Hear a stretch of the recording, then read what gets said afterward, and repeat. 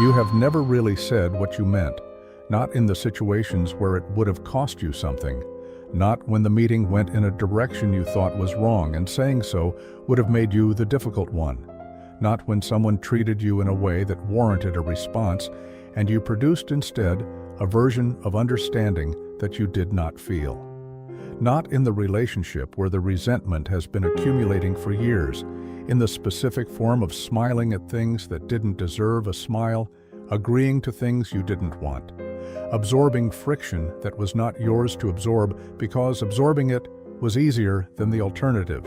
Easier, safer, less expensive in the currency of other people's approval. You have told yourself this is kindness, that it is maturity, emotional regulation, the understanding that most conflict is not worth the damage it produces. You have evidence for this.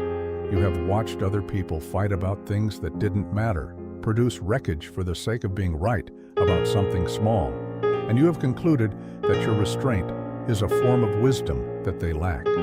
This conclusion is not entirely wrong. But there is something else in the restraint, something that tends not to get examined because the examination would require you to look at what the niceness is actually organized to protect, which is not, on close inspection, the other person's feelings. There is a version of this that almost every person in your situation has experienced, and almost none have named accurately. You are in a conversation in which you are being unreasonably accommodating, giving more than was asked, agreeing to more than you meant, performing a warmth that is running on something other than genuine feeling. And somewhere below the performance, at a level you can feel but not easily surface, there is something that has the texture of fury. Not dramatic fury, not the fury that would be legible as anger and could therefore be addressed. Something quieter, more corrosive, more patient. Something that has learned to wait. That is not the niceness, that is what the niceness is covering. Jung's account of the shadow gives this the most precise anatomy available, but the part of his argument that tends to get dropped in the simplified accounts is the one most relevant here. The shadow, in his technical usage, is not simply the dark side of the personality. The cruelty, the envy, the capacity for harm that polite self-presentation excludes. It is whatever is excluded from the conscious personality by the process of becoming legible to others. And for someone whose primary social strategy has been the performance of agreeableness, who learned early that being liked required being unthreatening, that connection was conditional on the absence of demands, that their actual feelings were, in the relevant contexts, too much. What gets excluded is not primarily cruelty, it is presence.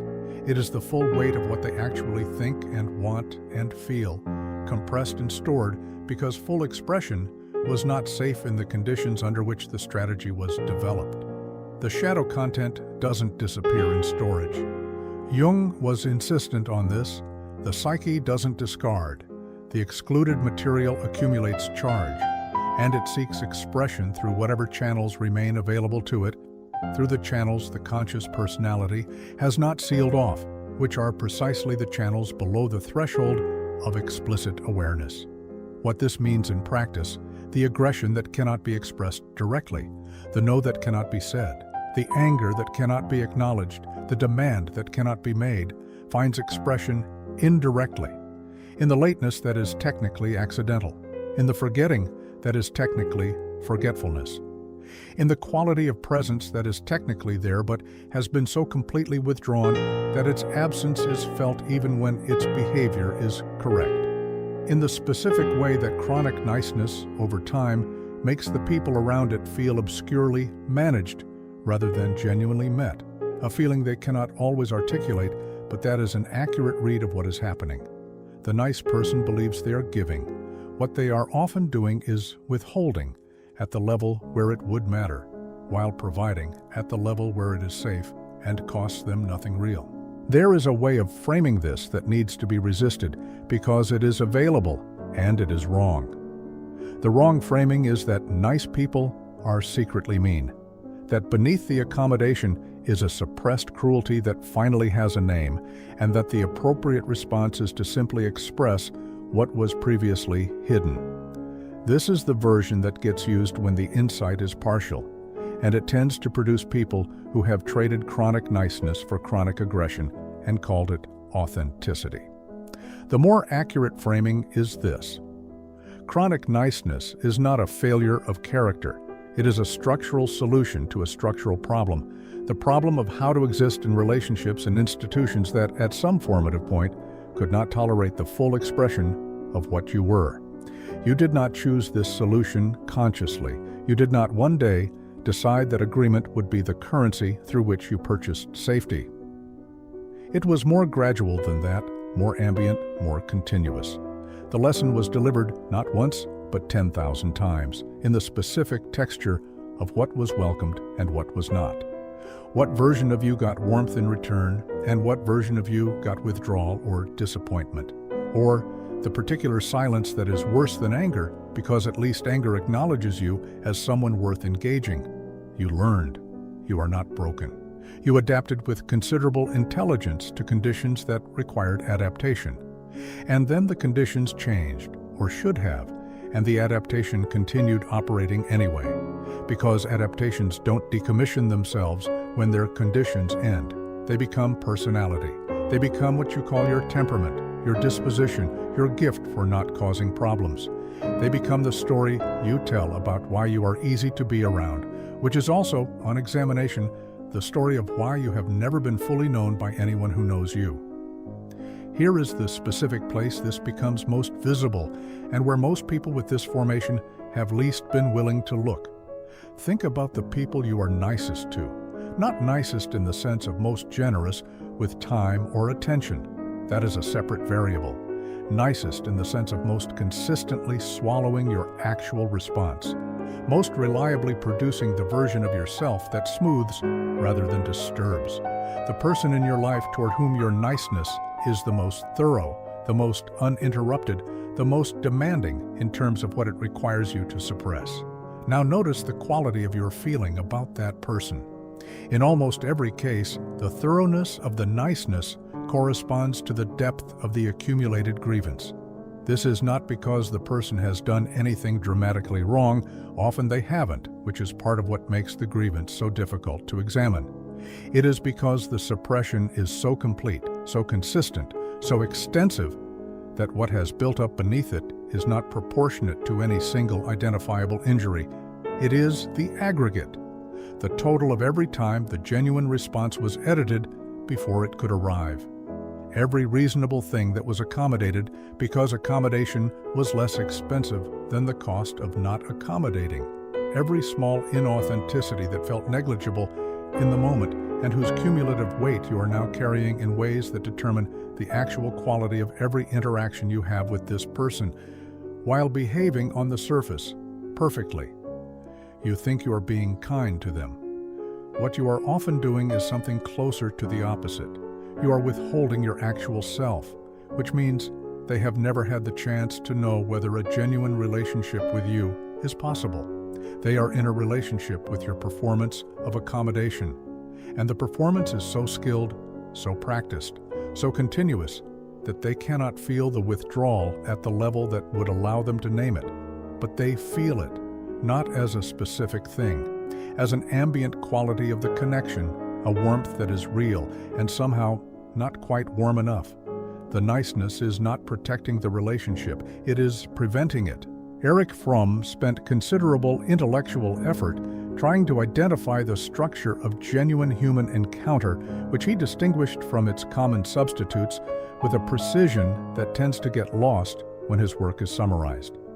His concept of the necrophilous character, the orientation toward the static, the controlled, the dead, has a specific expression in chronic niceness that is rarely pointed to. The person who has organized their social existence around predictability, around the management of other people's responses, around ensuring that nothing they do will produce a reaction they cannot absorb, has not achieved peace. They have achieved a specific kind of control, the control of someone who has reduced the living, unpredictable reality of relationship to a set of manageable transactions. Genuine relationship, what Fromm called love in the active sense, The orientation toward the reality of another person requires the willingness to be a distinct presence. You cannot genuinely encounter someone from behind a performance. You cannot actually know someone or be known if the primary organizing principle of every interaction is the management of their response to you. The other person is being related to not as someone whose reality deserves encounter, but as a source of reactions that must be handled, which is, in the deepest sense, a failure to take them seriously as a person. The chronic niceness, examined from this angle, is not only a cost to the person practicing it, it is a specific form of disrespect toward the people it is practiced on. It treats them as too fragile to receive an actual person. It assumes in its operation, if not in its intention, that they could not handle the genuine you, that what they need from the relationship is not contact with someone real, but the smooth surface of someone carefully managed. This is the part that is hardest to hear, because the intention behind the niceness is not disrespect. It feels like care. It presents itself to the person practicing it and sometimes to the person receiving it as consideration. What it actually delivers is the experience of interacting with someone who is not quite there. Nietzsche's analysis of what happens to aggression that cannot be expressed directly is one of the more uncomfortable sections of his work, and it applies here with a precision that most summaries of ressentiment do not reach. His argument was not simply that suppressed resentment festers, that is obvious, and not what he was pointing at. His argument was that suppressed resentment reorganizes, that when the aggressive drive, the drive toward self-assertion, toward the expression of one's own will and perspective and presence in the world, cannot be exercised directly, it does not simply diminish. It finds the forms available to it, and the forms available to someone who has foreclosed direct expression are almost always indirect, often covert, and frequently experienced by the person exercising them as something other than aggression. The martyrdom that is technically not asked for but communicates itself unmistakably. The help that arrives with a quality of burden attached to it, not stated, never named, but present in the specific way it is delivered, in the invisible invoice that accompanies it. The disappointment that is expressed not as anger, but as a sadness that places the responsibility for the sadness precisely where the anger would have placed it, with the additional weight of not being nameable as a demand. The emotional withdrawal that is technically not a punishment, but functions as one, because it withdraws the thing the other person most needs from the relationship at exactly the moment when withdrawing it will produce the maximum effect. These are all aggression.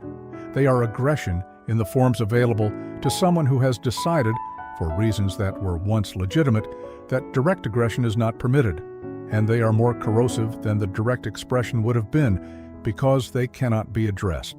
You cannot respond to the withdrawal that isn't technically a withdrawal. You cannot defend against the martyrdom that isn't technically being imposed on you. The indirect aggression operates beneath the threshold of what can be named, which is precisely what makes it more damaging than the thing it replaced would have been. The nice person who insists they are not angry is often the most effectively aggressive person in any given room.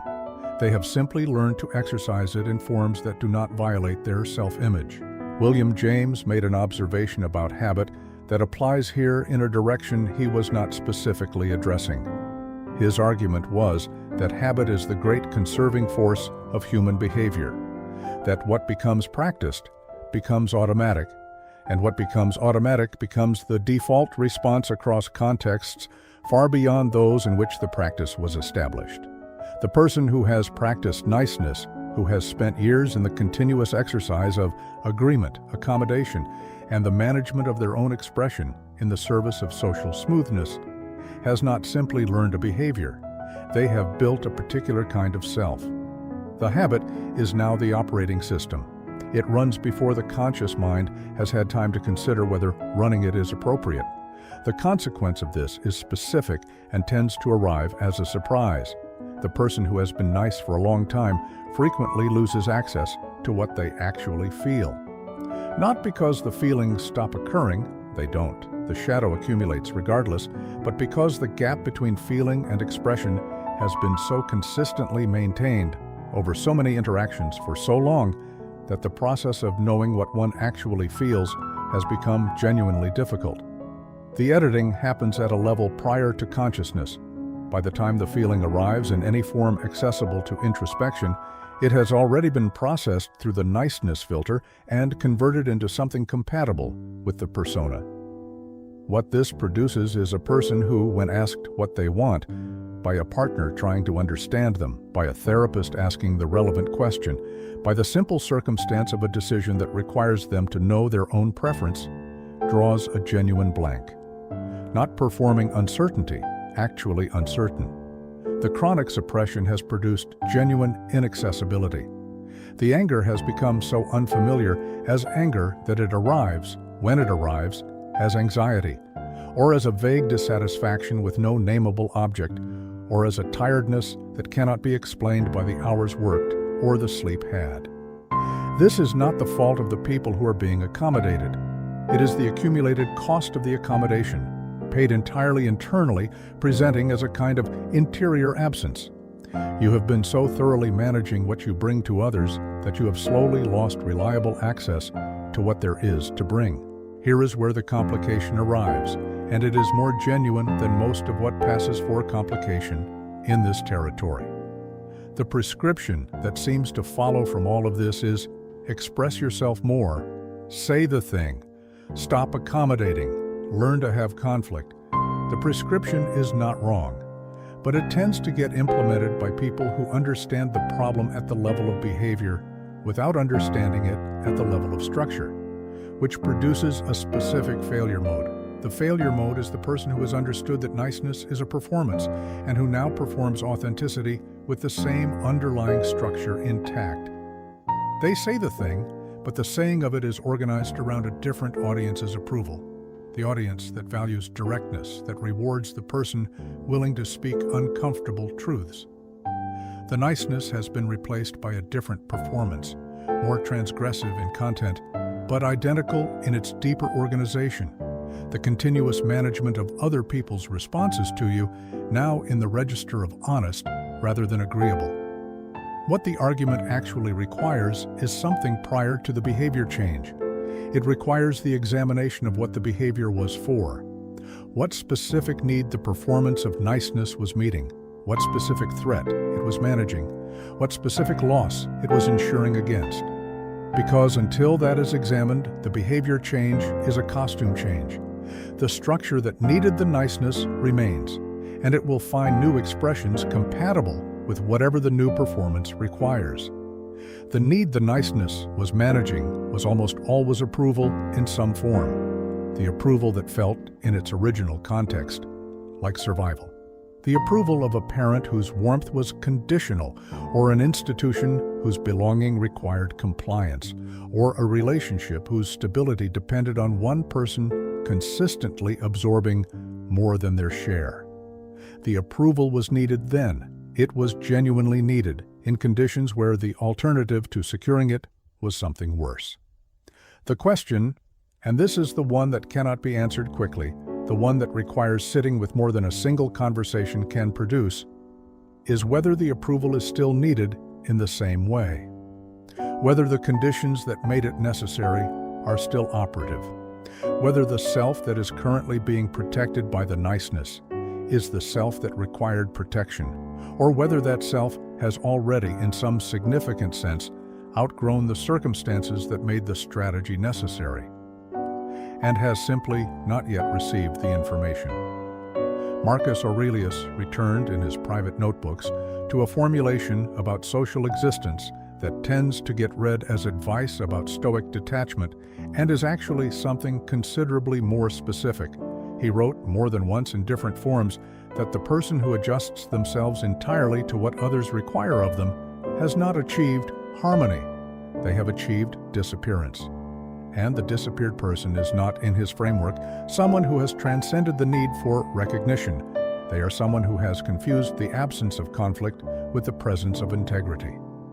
His argument was that genuine social virtue requires the willingness to be a distinct presence, to have a position, to hold it, to allow the friction that comes from being actually there rather than managing the space around oneself in ways that make friction unnecessary. The friction is not the failure. The absence of friction, achieved through the systematic suppression of everything that might produce it, is not peace. It is the managed conditions of someone who has decided that their own presence is too costly to risk. You are too costly a presence to keep suppressing. This is not a statement about your value relative to others. It is a statement about the transaction you have been making, exchanging your full presence for the social smoothness that the absence of your full presence provides. The exchange has costs that are not showing up in the accounting you have been keeping, the accounting that only tracks what the niceness costs in terms of suppressed feelings, and not what it costs the relationships that have been conducted in the absence of someone who was actually there. The person who has been receiving your niceness has not been receiving you. That is not nothing.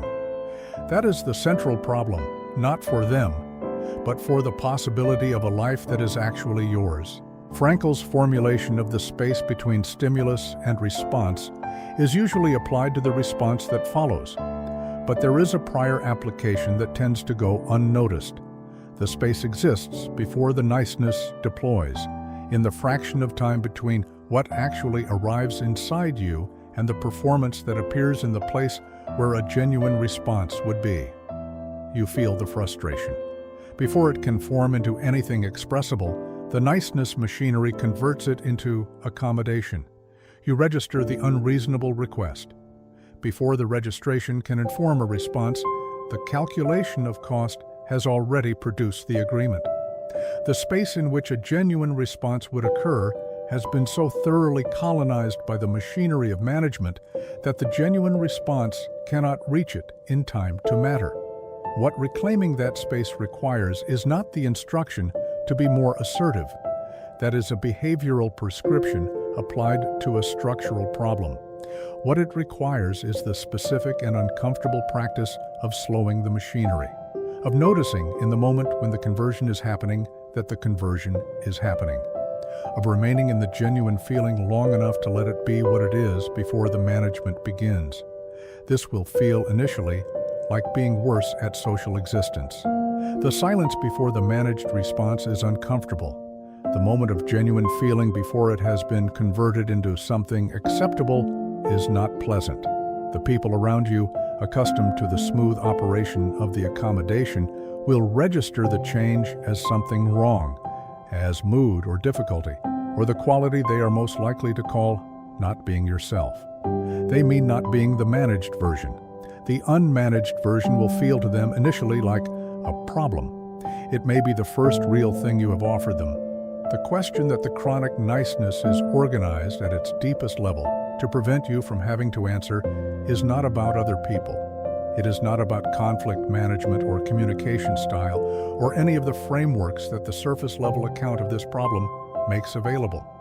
The question is, what would you do if the approval stopped, not as a thought experiment, as the actual condition of your actual life, in which you have said the thing that cost you the approval and the approval has not returned, and you're sitting in the silence of having been genuinely present without the guarantee of what that presence would produce. Most people with this formation have never found out. The machinery runs fast enough that the test has never arrived. The accommodation deploys before the situation can become the test, and the question remains unanswered, and the unanswered question remains operative, shaping every interaction, determining what can and cannot be said, keeping the full expression of what you are in permanent reserve for conditions that will never quite arrive.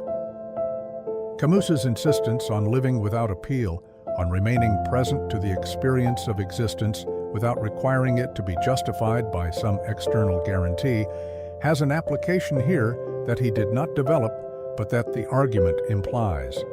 The approval you have been managing for is a specific kind of appeal, the appeal to others for the confirmation that you are acceptable, that your presence is welcome, that what you are is not too much. The refusal of that appeal is not the decision to stop caring what others think. It is the recognition that the caring at its current intensity and with its current organizational power over your behavior, is not producing the relationship with others that caring about others is supposed to produce. It is producing a performance of relationship sustained by a management system in the service of an approval that the genuine version of you has never actually received.